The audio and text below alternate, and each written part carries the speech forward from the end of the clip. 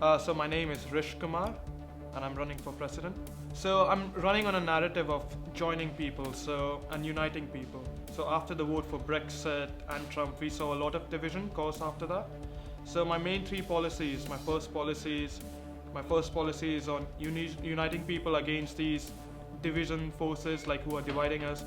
I'm an international student, and after the vote for Brexit and after Mr. Trump winning the election, I really felt to some extent threatened, and I've met many students who have gone through some xenophobic attacks, who have been like, Rish, I don't like this country. Like you must have seen me on We Are International campaign. I've been there. I've done my bit to make sure that people feel safe in this country, in this city. But there has been this rise of xenophobic attacks. So I want to challenge that. I want to bring people together and fight this menace once and for all.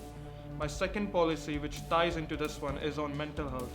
So I want to prioritize mental health and make sure that everyone has equal access to it. And we have seen, I'm the chair of the LGBT plus committee. And last year I chaired the BME committee. So I know how different identities, how your different backgrounds can affect your mental health. So if you're BME, if you're international, your mental health needs are quite different from someone who is white British. Sorry to generalize, but yeah. So my main priority is to make sure that residents mentors are trained to handle mental health issues. Some mentors, like some support groups in union, are trained.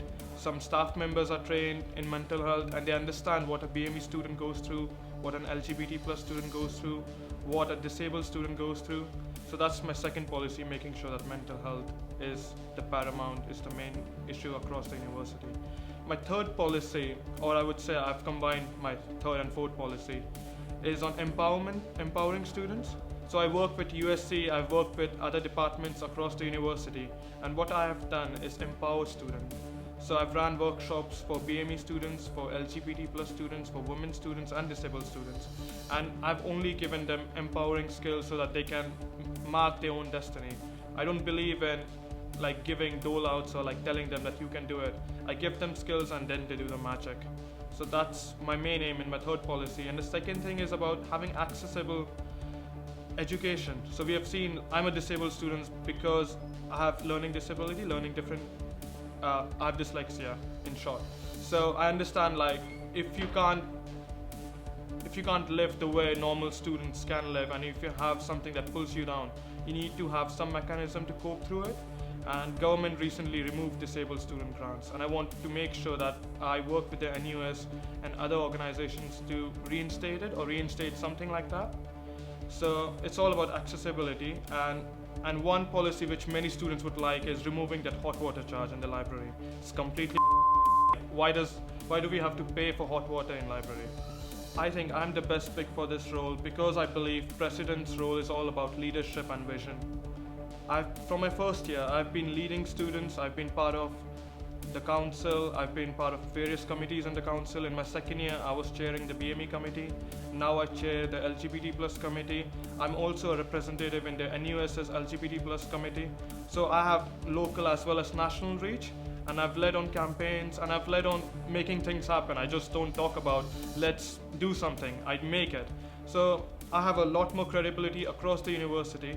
You must have seen me in We Are International campaign where I was promoting that Sheffield isn't the bad place like rest of the country perhaps, or perhaps rest of the politicians would like us to think. And what I want to stand for is uniting people. I want to make sure that we fight this menace of racism, xenophobia, homophobia. And in my first year, when I came out to my housemates, I faced homophobic rants, and that really inspired me to take charge and true leadership to make a change.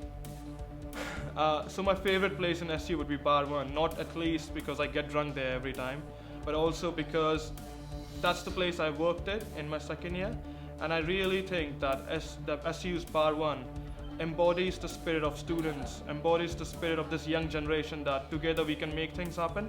And I've seen many international students, home students, everyone working together and bringing a smile across all their customers.